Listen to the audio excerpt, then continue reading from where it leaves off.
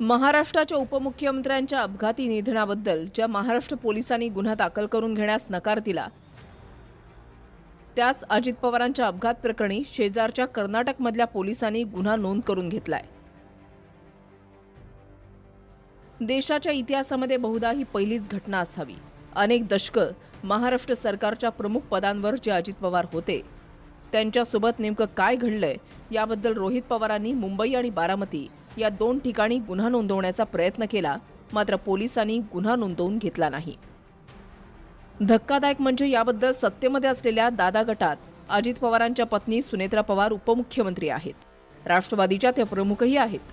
त्यांच्यासह सुनील तटकरे, प्रफुल्ल पटेल, छगन भुजबळ, हसन मुश्रीफ, धनंजय मुंडे यांनीही गुन्हा दाखल व्हावा यासाठी विशेष प्रयत्न केल्याचं वा प्रतिक्रिया दिल्याचं उदाहरण नाही।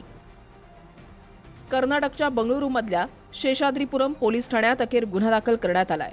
या दुर्घटनेमागे मोठा गुन्हेगारी कट असल्याचा गंभीर आरोप तक्रारीमध्ये करण्यात आलाय। या भूमीमध्ये अजितदादांनी 40 वर्ष दिली।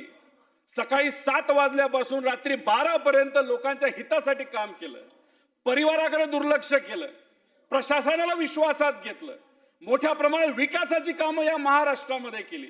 22 वर्ष या राज्याचे जे मंत्री राहिले, अनेक वर्ष उपमुख्यमंत्री राहिले, या महाराष्ट्रामध्ये त्यांच्या बाबतीतला FIR घेतला नाही, पण कर्नाटकामध्ये अध्यक्ष महोदय अजितदादांचा FIR आता स्वीकारण्यात आलेला आहे।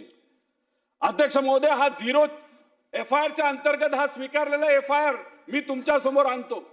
काल संध्याकाळी झालेला हा FIR हा आज सकाळी या राज्याचे, महाराष्ट्र राज्याचे DG कडे, त्या राज्य सरकारकडनं, त्या तिथं असणाऱ्या DG कडनं कर्नाटकाच्या हा इथं ऑनलाईन ट्रान्सफर करण्यात आलेला आहे।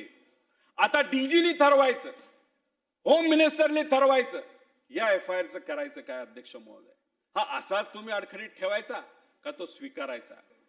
आमच्या नेत्यावर अन्याय होतो, आमच्या महाराष्ट्रामध्ये तिथं न्याय दिला जात नाही। पोलीस प्रशासनावर आम्ही रागवलोय नाही तर आम्ही चिडलोय असं नाही, सगळेच पोलीस प्रशासन काय खराब असतं असं नाही, पण आपल्याच मित्राला आपण न्याय देऊ शकलो नाही, कुठेतरी आपण कमी पडलो, अशी जेव्हा चर्चा तिथं लोकांमध्ये सुरू होईल तर तुमच्या राजकीय कर्तृत्वाला छेद लागणार नाही का, असा प्रश्न साहजिकच आमच्या सारख्याला त्या ठिकाणी अध्यक्ष महोदय पडेल।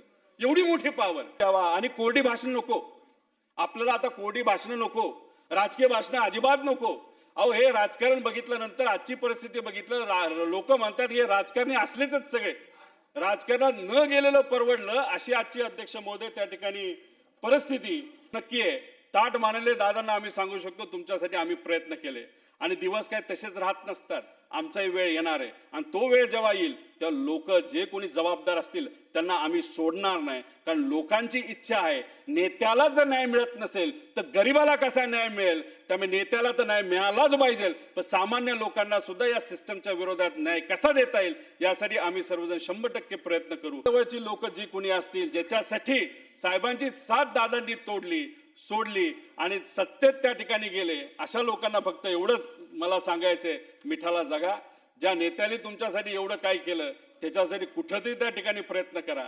अमोल मिटकरी तिथे लढतायत, पण बाकीचे मनोमन त्या ठिकाणी इच्छा व्यक्त करत असतील, पण त्यांनी सुद्धा कुठं ना कुठेतरी आपल्या नेत्यासाठी लढलं पाहिजे। Bureau report, TV9 Marathi.